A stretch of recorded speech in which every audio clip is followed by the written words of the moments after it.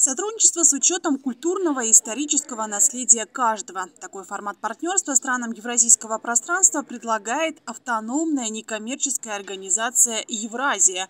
В Кыргызстане ее офис открылся чуть меньше года назад, но результаты уже впечатляют. Кыргызстанцы стали одними из самых активных евразийцев.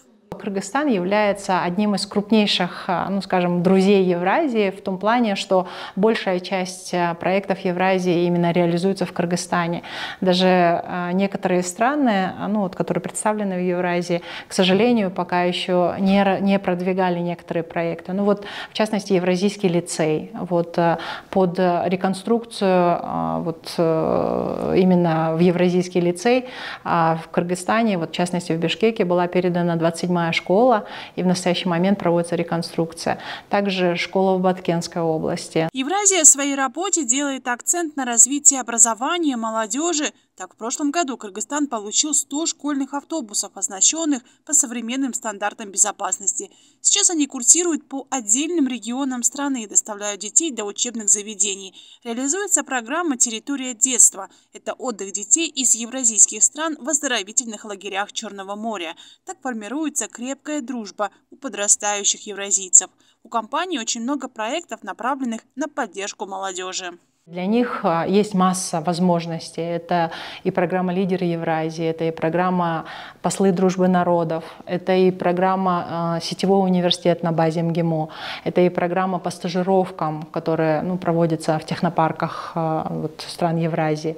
И таких программ очень-очень много. Если, например, молодые люди интересуются, допустим, блогингом или же журналистикой, есть возможность участвовать в медиашколах, есть возможность приехать и увидеть страну, например, по проекту «Узнай Россию», не просто как турист, но и с профессиональной точки зрения пройти, ознакомление с какими-то крупнейшими телерадиостанциями или каналами и увидеть, как это работает. Для молодого человека в возрасте 18-20 лет, мне кажется, это очень крутая возможность.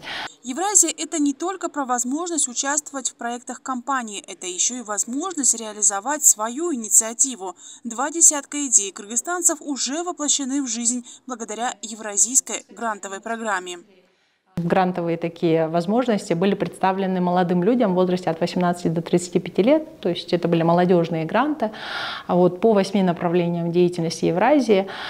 Для физических лиц бюджет состоял из 1 миллиона рублей до миллиона рублей. И буквально в декабре прошлого года был анонсирован и стартовал конкурс именно грантовых заявок для некоммерческих организаций. Там уже без ограничения возраста. Евразия дает возможность попробовать себя в новом каком-то виде деятельности. Например, проект, связанный с шахматным турниром в Аше, то есть совершенно юная девушка, которая любит шахматы, она смогла победить в грантовом конкурсе и провести шахматный турнир в Аше. Или такой интересный проект молодого дизайнера, которая попросила софинансирования от Евразии. Евразия выступила партнером в проведении недели моды для дизайнеров из стран Евразии в Бишкеке. И очень интересная программа с делегациями стран Евразии была представлена на финале недели моды. Евразия вносит большой вклад в сохранение исторической правды о Великой Отечественной войне. Особый акцент делается на сохранение на евразийском пространстве традиционных ценностей. Екатерина Такамбаева, Бибек Джумабаев, ТВ-15.